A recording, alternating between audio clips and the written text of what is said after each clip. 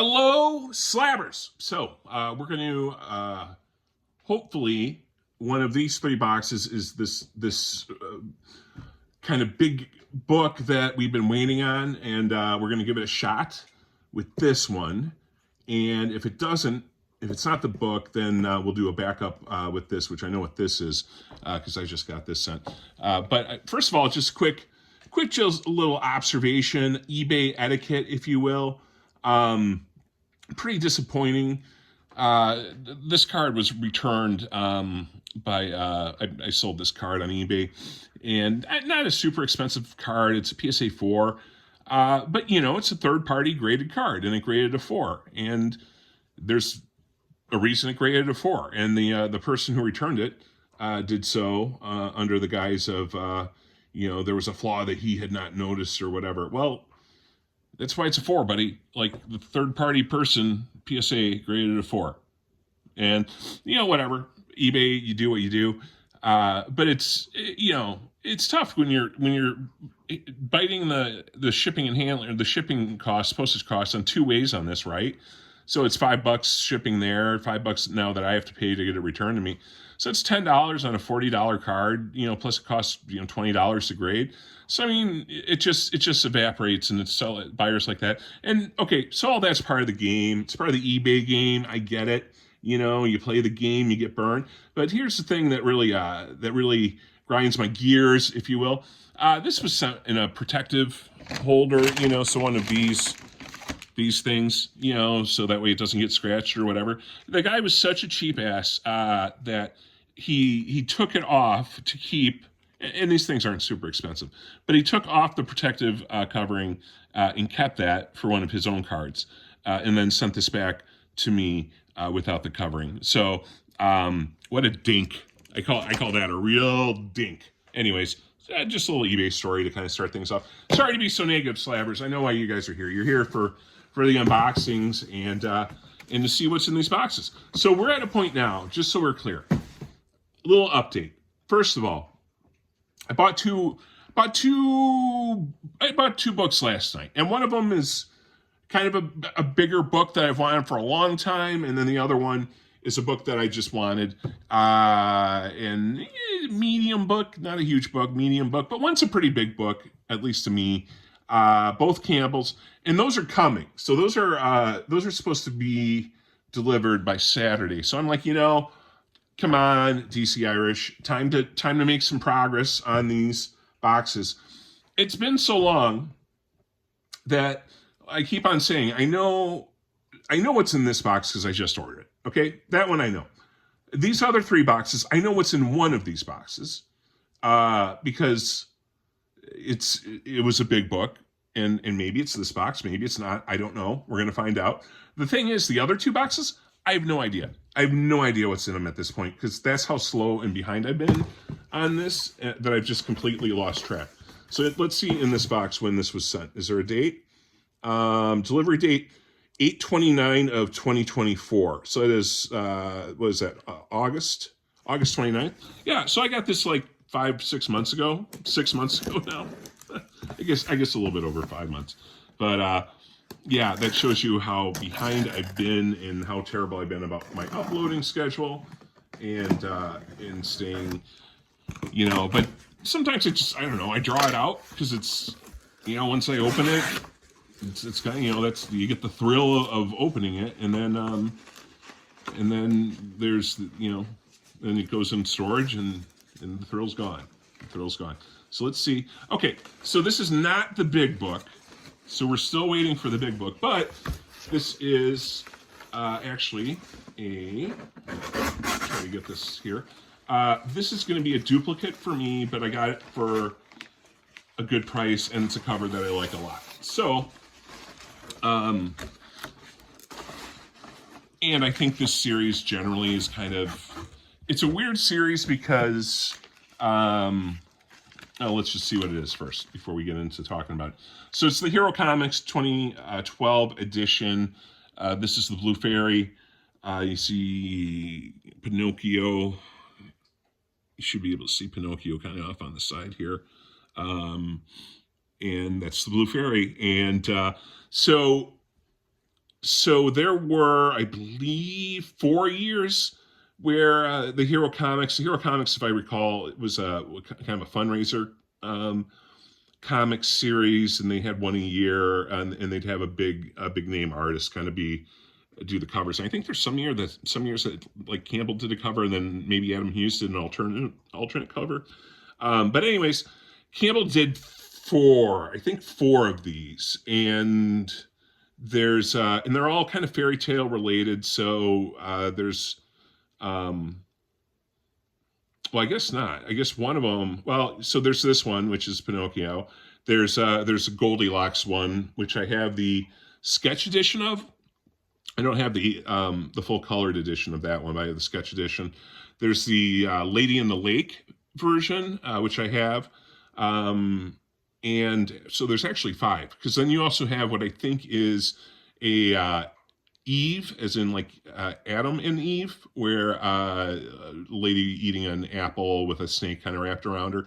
And then the first one, I think, was Red Riding Hood. And I have not seen the Red Riding Hood one, but I would like to get that. So I have 3 out of the 5, and I think I have 2 of these now, but I just think it's, there aren't a ton of these in 9/8, and I think it's really good at Campbell art.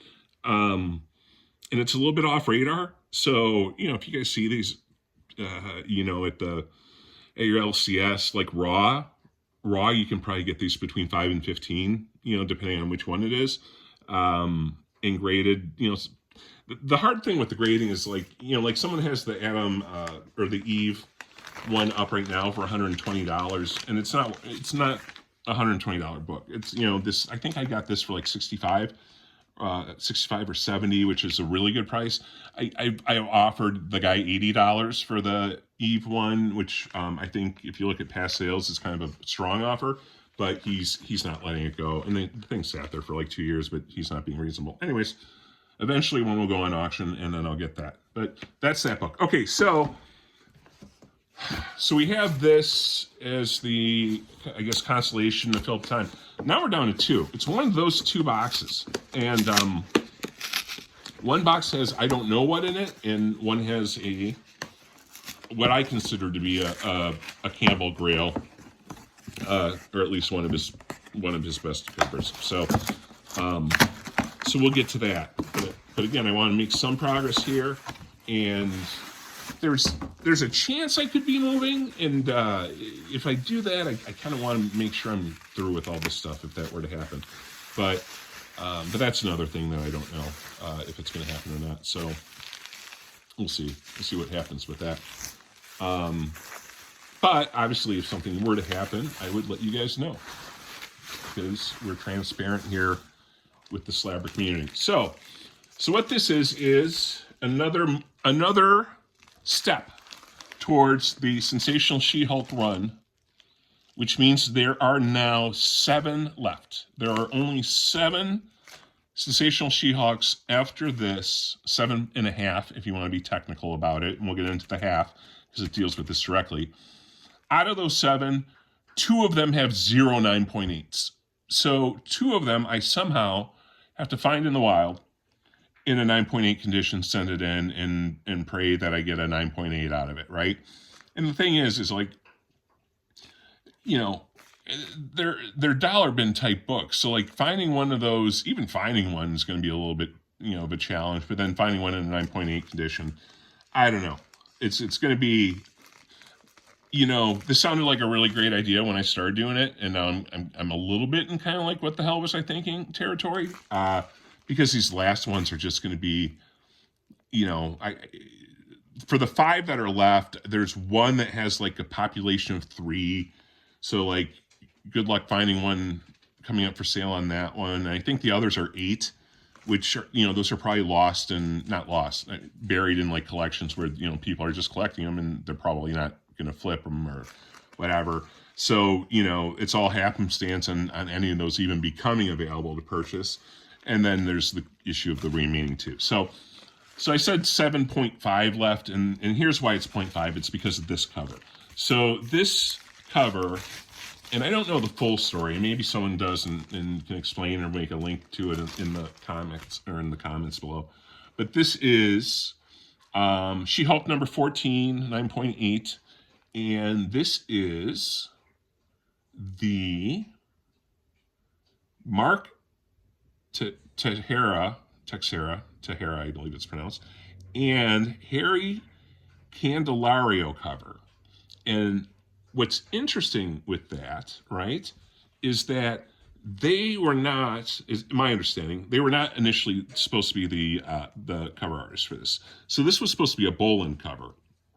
And I think Boland didn't get his art in on time, but he did do the cover. And it's essentially the same, only the art's better. Like it's a better looking cover. Boland's a better artist, and because of the timing, I'm guessing this was probably, I'm not trying to disparage the artists who did this, I'm guessing they were under timeline and had to kind of whip this together pretty quickly. But if you look on eBay and you do She-Hulk 14, Sensational She-Hulk number 14, Boland, you'll see a couple of graded covers. So it's just the cover, it's not the book. So like they got out, and I'm not sure how they got out, but there are a couple of them out there. It's the imagery is the same, but like if you look, like it's a pretty plain face, right? The definition is kind of lacking. It's just a pretty bland cover. And if you jump over and you look up the Boland cover, you're going to just see a significantly upgraded version of this art. It's more detailed, it's better looking, it's everything it should be. And unfortunately, this is the one that went into production. So when I say 7.5, I guess there's an argument that if we're going to be a completionist, I should get one of those cover ones.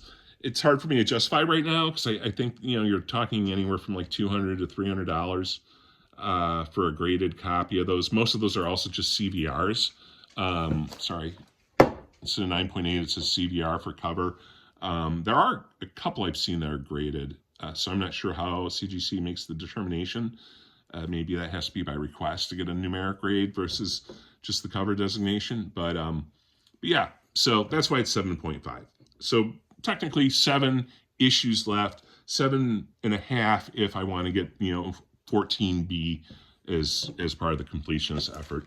But this is another one that's there's not a ton of these graded, primarily because it's not the best looking cover, and I think that has I forget the exact number. This might have been one that has like 8 or somewhere around there too. So, anyways, that's gonna be it. So we got the She-Hulk, we got the Blue Fairy. I would ask you guys which one you think is the better cover, but I'm guessing everyone's going to be on the J. Scott Campbell side of this argument, right?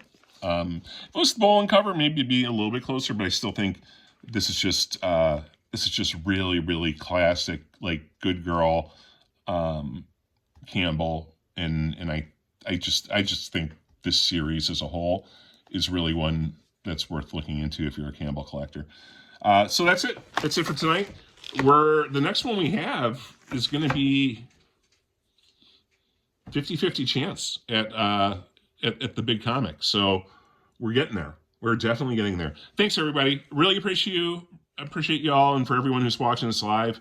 As always, the video ends before I really get a chance to type it in the live chat. But appreciate everybody who spends a couple minutes watching these videos. I appreciate the opportunity I get to share my collection. I'd say like, subscribe, and all that stuff. But if you're still listening to this, you probably already have done those things. So I appreciate everybody. Thanks so much. Everybody have a great night, and we'll see you slabbers later. See ya. Bye.